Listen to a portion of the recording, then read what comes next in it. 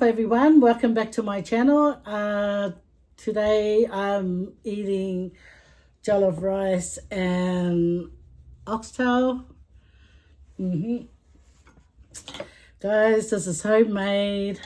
I didn't go and buy it. This is a jollof rice. I don't even know if I'm saying it right, and this is the oxtail, okay? I love the little oxtail. I don't like the big ones. The big ones I left for my son and my husband. Okay, so this is the oxtail.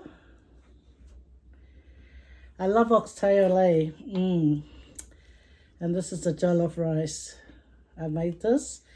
And if you want to know how I made it, guys, please go and watch on Faye Cooks. I made it there. You can also learn how to make it if you don't know how to make it. But if you're a professional at making it, oh man, you're awesome. O for awesome.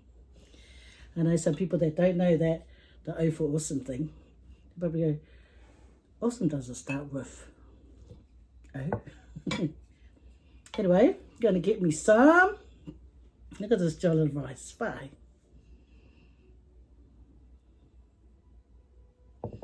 It's all right, eh? I tell you what, it's full of flavor, and that's all I can say. Full of yummy flavor, because I mixed it up real good. So go and watch it on Faye Cooks, guys, and join me there. Okay. Anyway, but for the time being, I'll just quickly say my prayer. Yeah, it's still hot.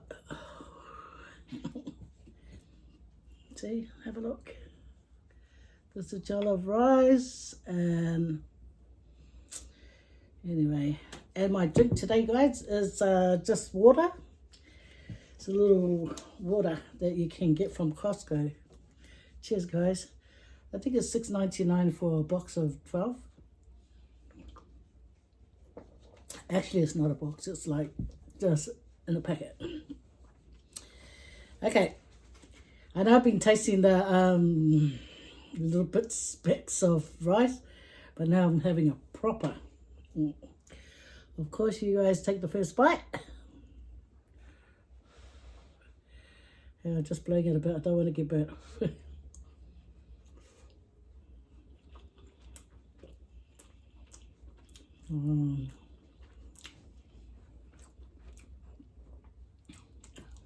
Guys, I'm going to ring my daughter. I'm going to ring my daughter and tell her, oh, how lovely.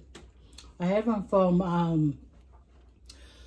from wherever we went and got ours, at the African shop. It was nice, but it just was lacking a bit of flavor. Sorry. But I still liked it. No, you can't really knock people's food, you know. But this, guys, if you want to have some really tasty ones, go watch Faye Cooks, and trust you me, you're going to enjoy it.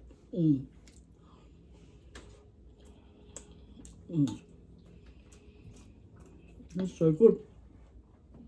My son was going, oh, Mum, this is nice. Yeah, you'll buy the oxtail.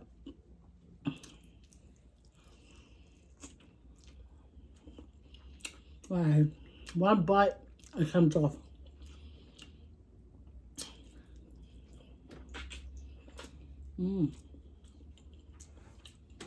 This is good, guys.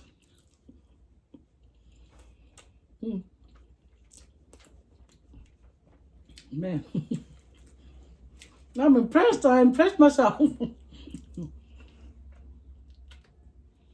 First time making it. But you just gotta think about how you like food.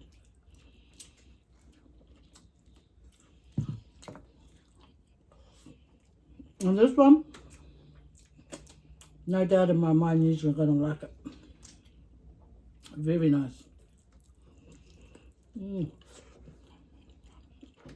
The oxtail, yummy.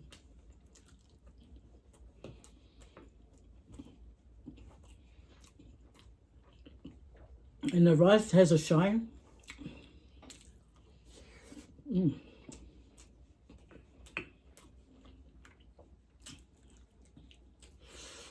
Mm-mm.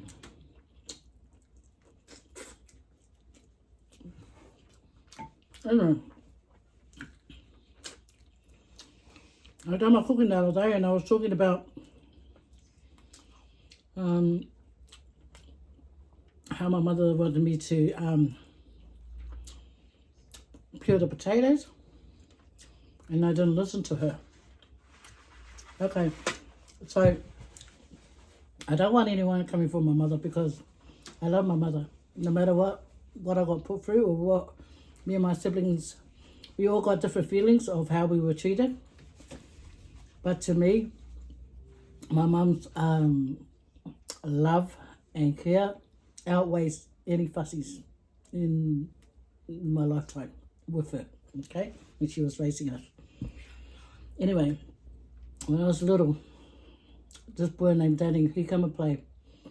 We were playing bull rush, having a good time. We were only little kids, but my job was that day was to peel the potatoes, and I didn't listen. Okay, so by the time Danny went home, I knew what was going to happen.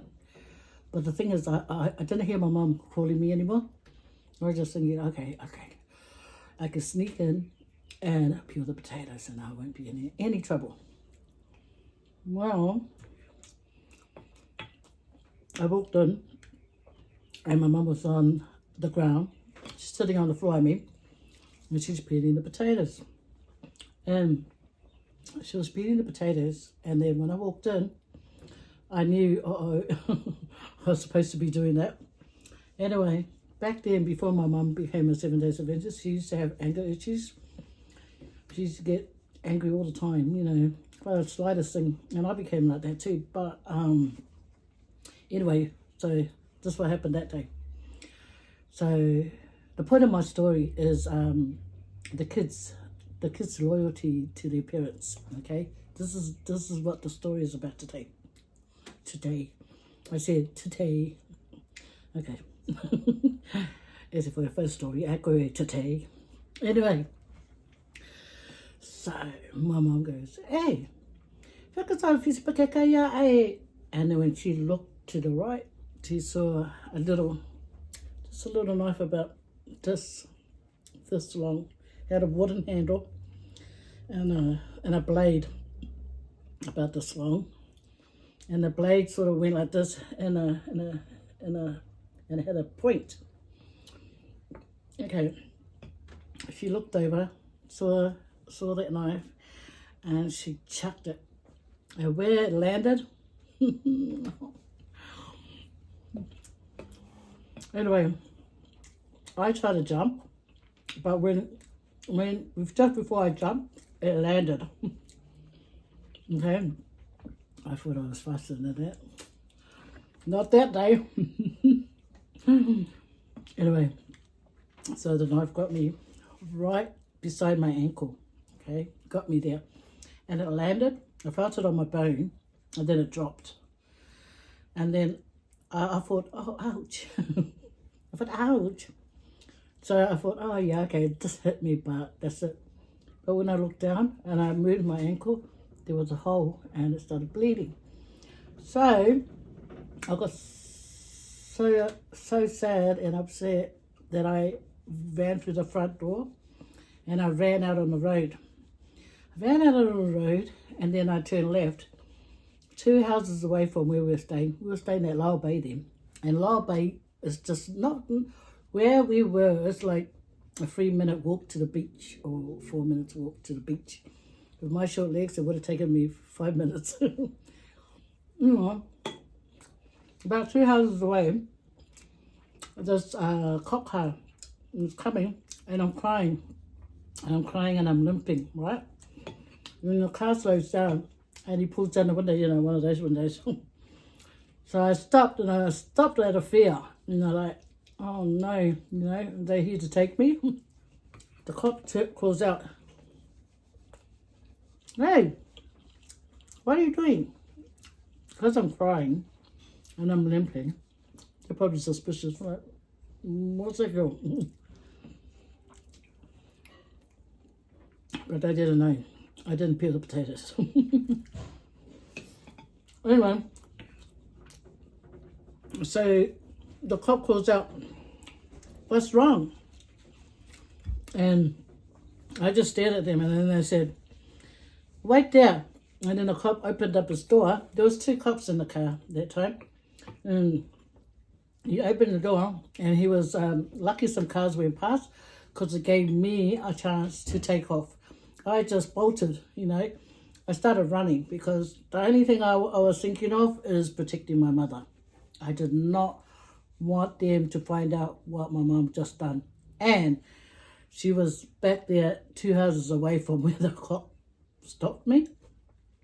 Anyway, I ran and I went down to the beach. And at Lyle Bay, there's this long, like concrete thing that sort of keeps, there's a footpath and then there's you know, concrete, like a rail to keep the public from falling into the sand part of the beach. So I ran. And because I'm so familiar with the area, I jumped over, landed down on the ground, and I hid. And I lay straight. And then I heard a car come. Like I heard a couple of cars go past, and then not long I heard a car. And just above me, I heard the car door open, both car door open. Now, that rail thing is like this high as this roof, you know, to me anyway, as a child. So, but I was lying straight, and then that concrete bit was above me, and I heard 2 doors close, and I can hear it, what that cop that called out to me. I could sort of hear his voice, familiar with the sound of his voice. And they were talking about, oh, where did she go? You know, did she run down there? You know, but mind you, back then I had broken English, but by that time I still can understand what was said. You know, what are they talking about? But I couldn't, you know, repeat it because my lingo is not that good. You know. So they went. After they walked down that way, I can hear their voice go that way. And then I hear their voice come back. And then one of the voices came really close to the edge. And I was like, oh no, I'm caught. I'm caught. Anyway, but no. They went back in their car and they left. Anyway, so when I knew they were gone, I started getting sand and trying to fill up the hole that was there. And I was crying and, you know, saying bad things about my mum. Like swear words, you know. And you know, so a little rebel back in those days, a little rebel. And then I was patching up the hole, trying to patch it up because I didn't want it to, you know, because I can see a hole. You know, as I was patching up, crying, my snotty nose falling down and stuff like that. Anyway, so I sat there and I was thinking about my dad because my dad wasn't home. So I was thinking about him and I was thinking, I'm going to tell. Anyway, even though deep down I knew that my father didn't have the power, but it was worse than the G2. Anyway, so I ended up going home, and she must have realised that she got me, and then she said, you know how island parents, when they give you a hug, instead of going, oh, I'm really sorry, darling, or so, I'm really sorry. No, it was like, I said to you to peel the potatoes. Where did you go? And I thought, oh, now here's the finish off with the hiding. And then he goes, well, the potatoes are already done and the food is cooked now. Go and run the bath. Because bath, back then, there were no such thing as showers. So I went and ran a bath, and me and my 2 brothers, we bathed together. That's how it was back in the days, guys. And then if the water wasn't so dirty, you let another sibling come and have their turn. Back in the days, honest, it was like that. I know these days you're thinking, ew. Who said that? Oh, I don't know. Oh, huh? Nah, back in the days, guys, that's how it was. You share bath water. Not every family, I guess, but our family did. If it's not so dirty. if it's too dirty, yeah, you have to let it out. And I never wanted to be like one of the last ones to bath, because then you have to clean the ring around the bath. Anyway, but I always did those Faye Bella ones, you know, just and pretend to cry, so you know I can get my older brothers come and do it. Anyway, so I had a bath, and then my mum said, next time you bring your friend over, when I tell you to come inside and, you know, do your job, you just listen and do it, okay? Because next time I will really, really give you a honey. But this is in Samoa.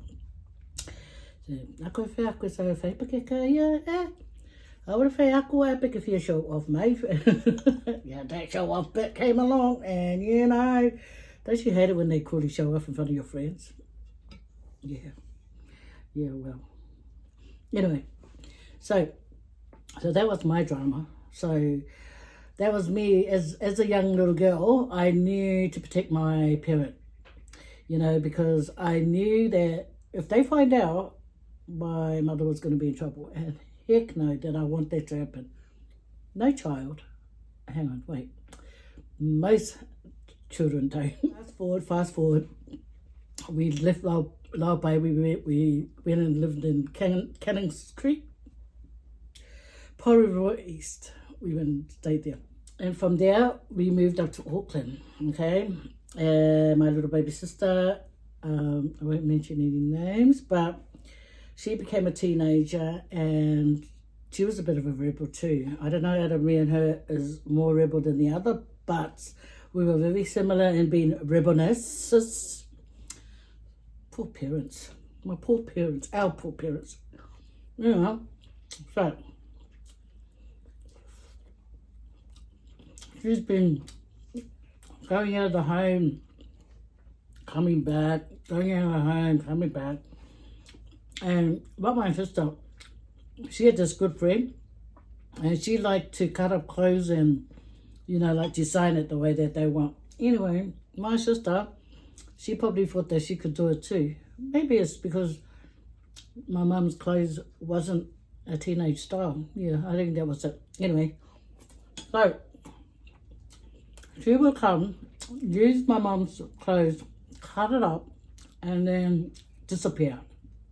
Anyway, so one day she must have got on my mum's nerves, and then she got a hiding. Okay, a good one.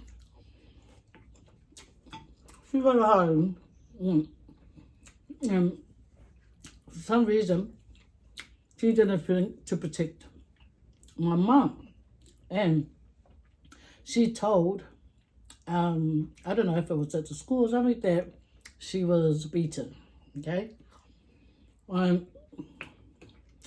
They must have checked her body, and she had, you know, like bruises. And then what they decided to put her in a foster home, okay? And there was time. I came home and I found out that she had snitched on my mum, and I was so furious. I was so furious. I had to hunt her down. Oh, this social worker came to our house, and I was at home. That time I was babysitting my little sister, my youngest. She's the youngest of the family, and they turned up. A lady, a Maori lady. She turns up, and she wanted to question me. She wanted to question someone else, but I was the only one there. So, and lucky, that time when he came over, my little sister was asleep in her cot. Because I don't know if I was allowed to babysit her then. I'm sure I could. Because I think I was 12, 13. Okay. Anyway, so I wanted to find my sister, and I wanted to really fussy her, boy. I was so furious because I thought my mom might go to jail because of her, you know. So You know, when you stay locally and you know quite a few kids, yeah, they will tell you where foster parents are around here, around the area.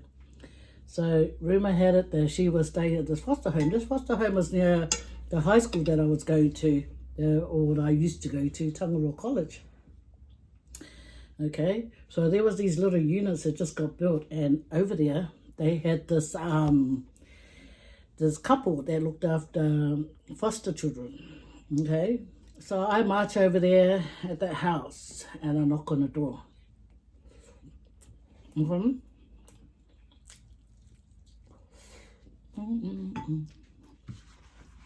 Excuse me. I go to the man.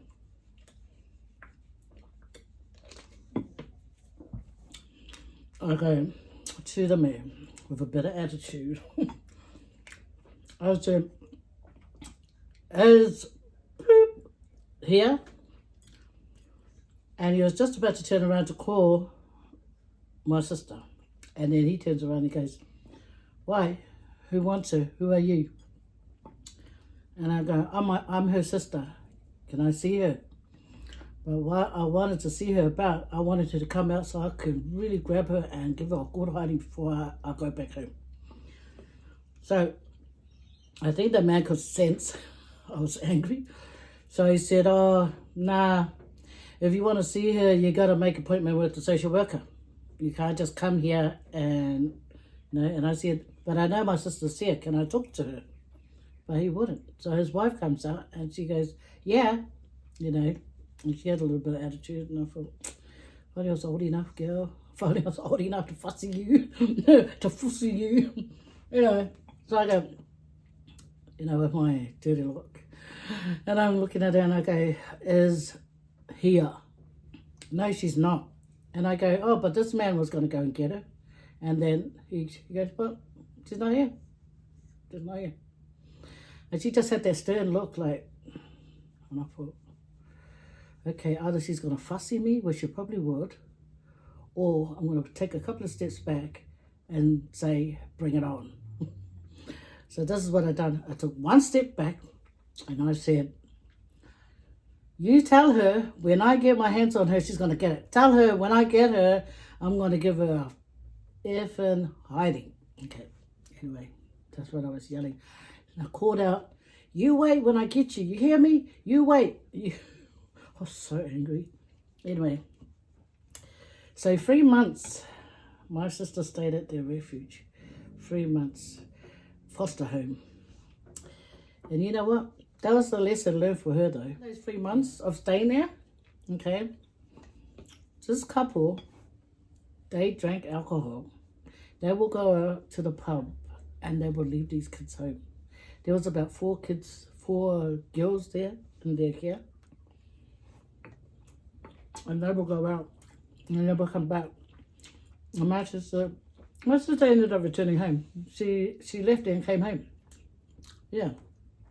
Because she didn't receive the love that my parents gives. She didn't receive the allowance that my mom and dad gives us in our own home. She didn't get the freedom. They didn't really treat her with love. No. That wasn't there. So they opened up her eyes and made her come home. So when she came home, by the time she came home, I had to really calm down. She came home like, by the time I found her, it was like a month in. But 2 months later, look what the cat dragged in. I was so angry with her, I tell you. This is how I feel. Our parents' love outweighs any hiding that they gave me. I'll speak for myself, okay? And I know that I would never ever, like, drop on my parents. Oh man. That's like telling my parents all the nursing of my bad health, all the hunger that I felt, that I got fed, all that was nothing if I do that to them, you know? That's how I felt. From day one, loyalty is priority. Yeah. I know some might think, no, you know, it should be, you know, reported and stuff. But I'm talking for myself. I would not. That's like, what does I say? I don't want my parents anymore. But I do want my parents. I love my parents. Oh, I'll fight people for my parents. I will give my life if I need to. You know, I'm just saying, I'm not trying to be a hero, but that's just how strong I feel about my parents, you know. I'm not speaking for any of my siblings. I'm just talking about for myself. So, I'm just talking about the difference of people, children, you know. So,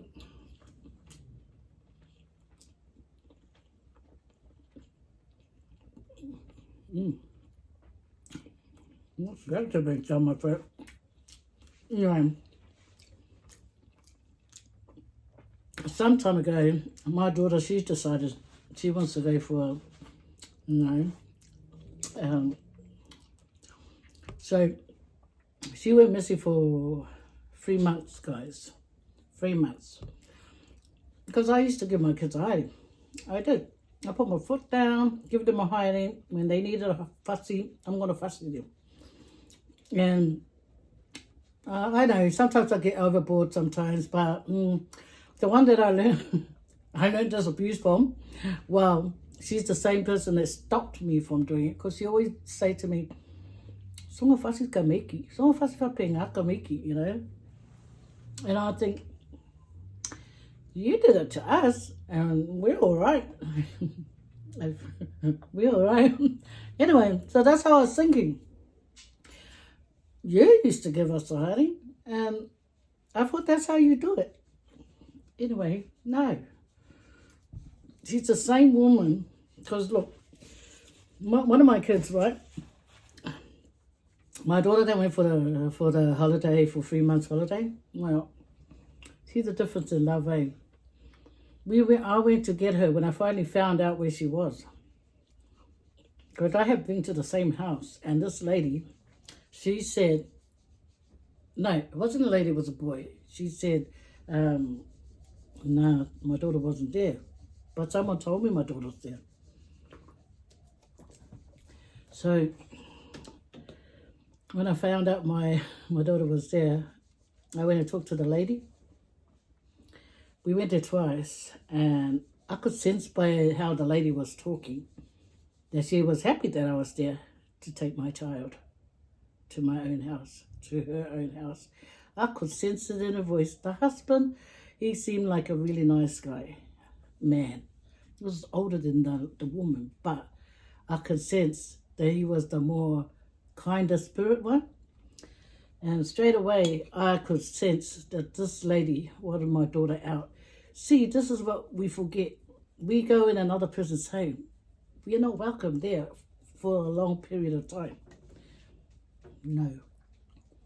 So, at first it starts off, oh, haha, but it's not long lasting like our real parents.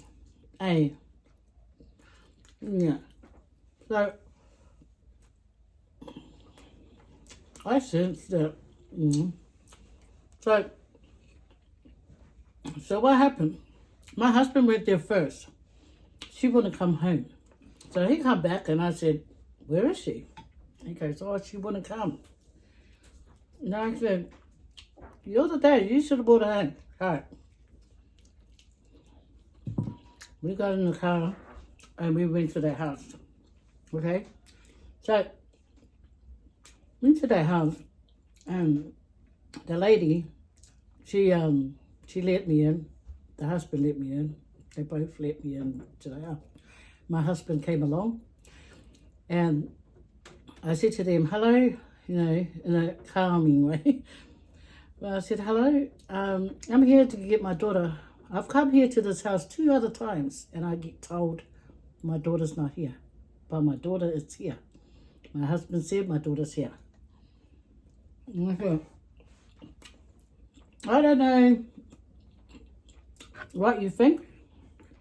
But I was just thinking, why couldn't you have rang me to find out my side of the story? And she said, oh, I asked her, you know, because I asked her, aren't you, what? No, she said, I asked her and I said, do you think your parents miss you? And then she asked her another story.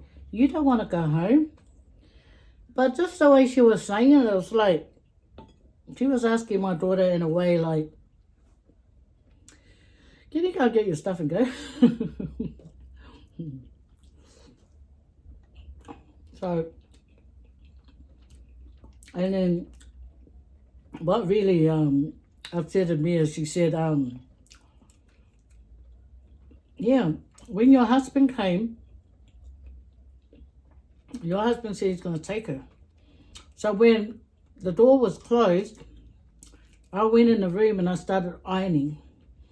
And I was ironing and she happens to walk past. She passed me in the room. She's a Samoan lady. She's speaking Samoan to me. And she goes, "Ne whailau auri e pasifo. Ne pasifo whapea. Ui wa ai, pulaminga le aru e marunka ma." Just, if you were there and you see the look on her face and the tone of her voice, you could see, you know. So I said, oh, yeah, okay, yeah, whawhakaya le vainga o lau kama, a le wok sau e awis ia lau kama wok ni sia, o kia lofa i sau kama. I leia se siri aku longa lofa i lau kama le o wau marong kama rea. That's what I told the man and the woman. And as I was saying it, the man was nodding his head. I thought, he's like a nice man. Yeah, and anyway, I took my child home and I sat in front of me. I really wanted to uppercut her, but I wanted to tell her also, you know, that what I saw, she had already devastated Malcolm. And ever since then, right, my daughter stayed home. And she hasn't been anywhere until she went to America for a little bit. I miss her so much. I love all my children. I know it's really hard on them, you know, when they were younger, but the thing is, this is my stupid belief, you know, my silly belief. You know, put them right, put them out, sort them out, you know. I used to think, sort them out, but I could have sorted them out because actually my kids, when I look back at it, I just think, oh, my kids are so good. They're really nice kids. I didn't need to be rough and tough on them, you know. So ever since then, she come back and she hasn't been anywhere since. But, you know, my children, I thank God for my children. And see, not always you think that, you know, beating them up so badly is the way. You know, it's so different now. So now, with my younger kids, you say, oh, so whawhasi ka meki, ka langoa iai. And I go, wai, ai whapinga fui lau mea whai a mako. And then she goes, yeah, ke minga roke valea. Okay, mingi, le ai. Ea o a mai a mako luku. Kau kare lo whangau. I will whasia. And I thought, I wish you told me that before, woman. I wish you treated me like that before. But it is what it is. Like I said, loyalty to my parents to death. Yeah. Anyway, I wish I knew then. So now when my little kids, the younger ones, when they play up, the older ones say, fussy them, Mum. Come on, Mum. Give them a hurry we used to get. And I go, I don't want to. And I go, oh, man, you've lost your touch, Mum. You lost it. No, the touch is still there. It's just put away and put there and left there. But don't push it like ku aku Mum fussy o ko Anyway, my poor kids, my older ones. Yeah. And I see that they really love me. They really love me, you know. They do things for me with love. I see love And when they come home, when they come over to visit, and I'm not in the sitting room, I'm in the room, and they ask their dad, "Where's Mum? Mum?" You know, they want to talk, and or they talk more. The boys talk more to their father because it's a dad, and the girls, of course, they come and talk with me. You know, but I know. You know when they joke about their fussies, the older ones. It upsets me, because it brings back bad memories. Memories I don't want to think back. If I could turn back time, there would never be like that, you know. I don't need to fussy them, you know, just more talk or more oke, you know. But it is what it is, I guess, you know, and I just ask the good Lord to forgive me for the things that I've done, and it wasn't good, and I hope that God forgives me. Because, you know, my kids, when they tease me, I get upset. I get upset, and they know when I get upset. I don't want to talk to them because my feelings are hurt. My feelings are hurt, but yet they're the ones that used to get hurt sad. I wish I could turn back time. You know, I really do. I cry sometimes just thinking about how I used to treat them. Yeah. And I just hope that, you know, that how they see me, how I treat them now, you know, makes up for, I know, we can never forget our fussies. We can't. We can never forget our fussies. The hard ones, the medium ones, the small ones, we can never forget it. But it depends on you if you're loyal to your parents, you know. Some kids, they hold grudges. They hold grudges, and I know some of them. And I just hope they find it in their heart one day just to, you know, just forgive their parent.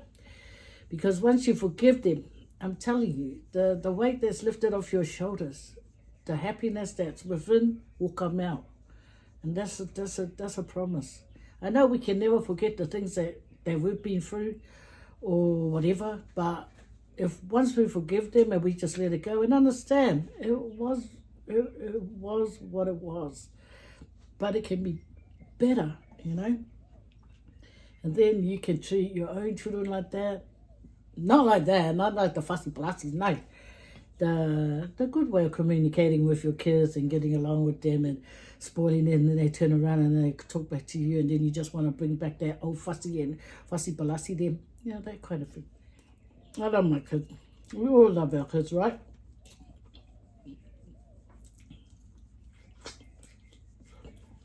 You know what? I took that long. My food's gone cold. But it's so lovely. I want to say hello to Katrina and Asia's parents. I was told that you guys watch my videos, all my videos that I upload. Far out, man. Very blessed and exciting to know that you guys do. So, kia ora. Kia ora. I hope you two are well. I hope all of you guys in your home are well.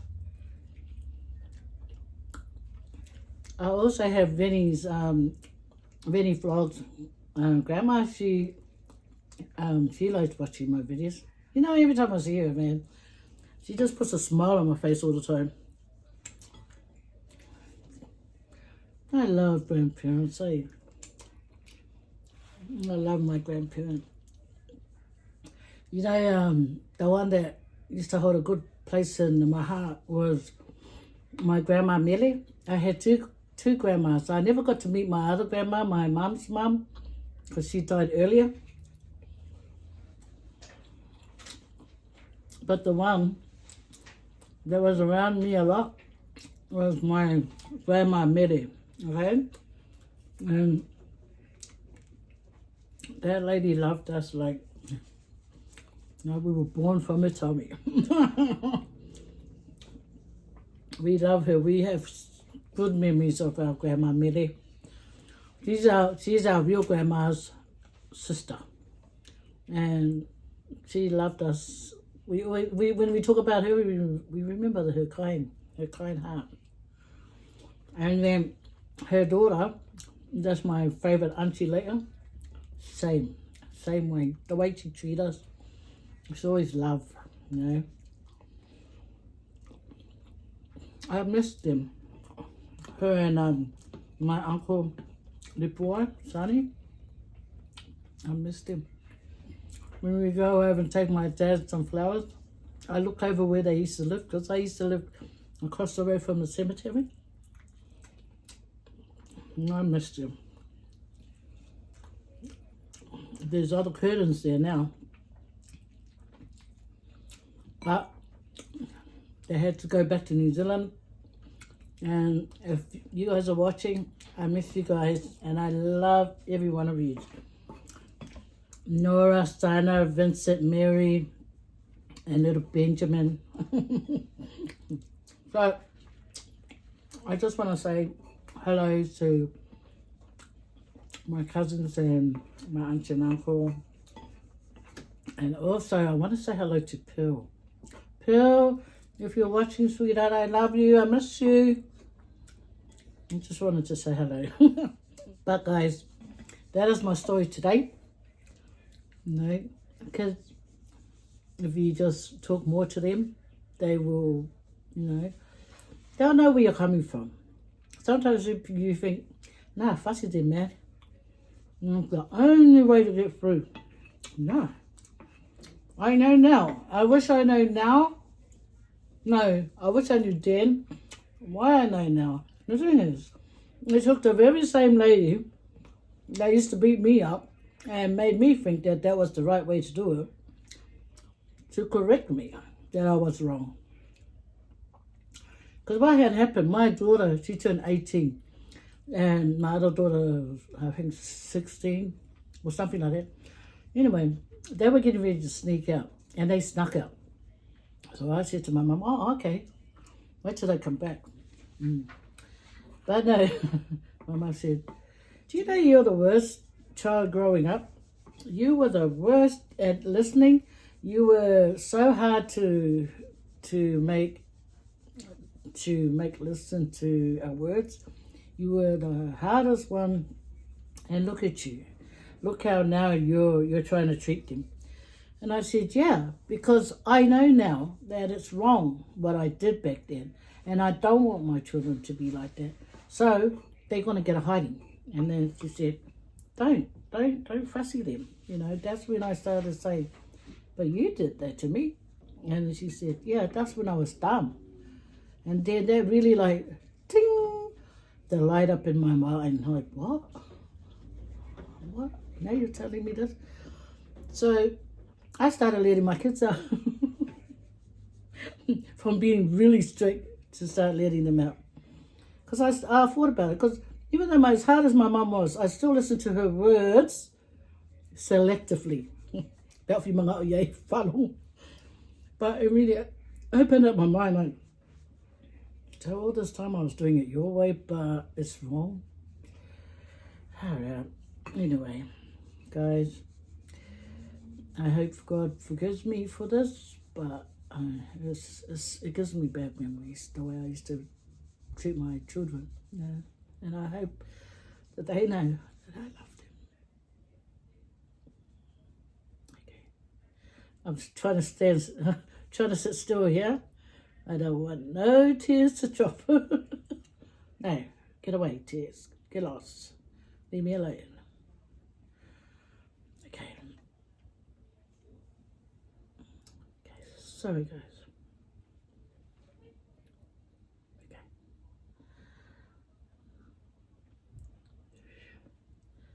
I'm trying to check it like, go away. Nothing's happening here. Go away, tear. Look at this one. Trying to fall down. Saan we say ya? Kaliang a mare ya. Kaliang a mare ya. Anyway, guys.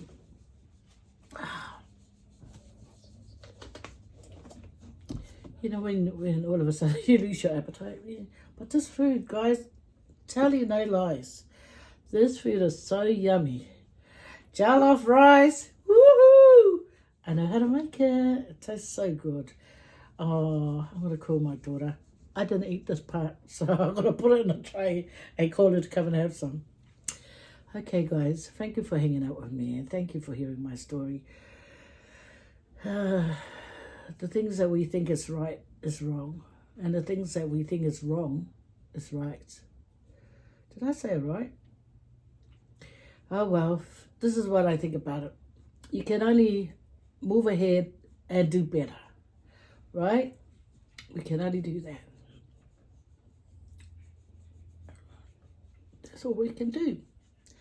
And then we can thank the good Lord for our blessings always. Okay, guys? Take care. I really appreciate you guys. I appreciate the time that you guys take. Whāsui for lewa kawhiri spe. I'll kikiro mai. Bye, guys. Yeah, God bless Wailua. I'll kikiro mai lau spe. It's the snotty nose rundown, guys. Yeah, okay. Bye.